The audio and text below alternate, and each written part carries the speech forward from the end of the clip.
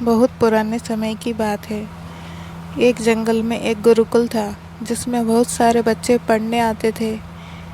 एक बात में गुरुजी सभी विद्यार्थियों को पढ़ा रहे थे, मगर एक विद्यार्थी ऐसा था जिसे बार बार समझाने पर भी समझ में नहीं आ रहा था।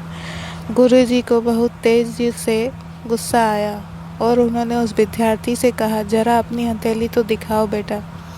विद्यार्थी ने हथेली गुरुजी के आगे कर दी। हथेली देखकर गुरुजी बोले, बेटा तुम घर चले जाओ, आश्रम में रहकर अपना समय व्यर्थ मत करो, तुम्हारे भाग्य में विद्या नहीं है।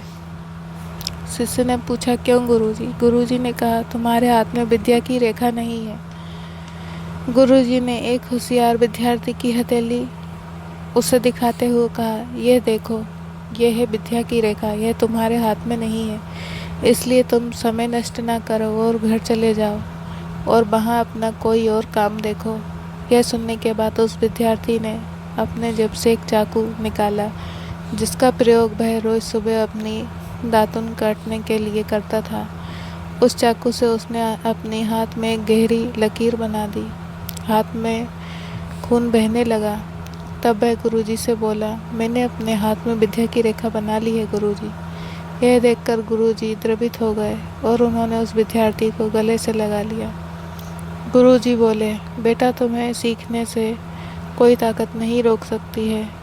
दृढ़ निश्चय और परिश्रम हाथ की रेखाओं को ही बदल देते हैं। दोस्तों, वह विद्यार्थी आगे चलकर महर्षि पाणिनि के नाम से प्रसिद्ध हुए, जिन्होंने विश्व प्रसिद्ध व्याकरण अष्टाध्यायी की रचना की है।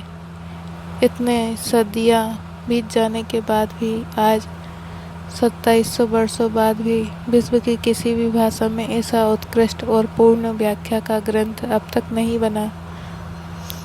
ये कहानी शिक्षा देती है कि लोग चाहें तो जो भी बोलें, हम हर एक को गलत साबित करते हुए अपनी लगन और कठिन परिश्रम के दम पर जो चाहें वो सब कुछ हासिल कर सकते हैं।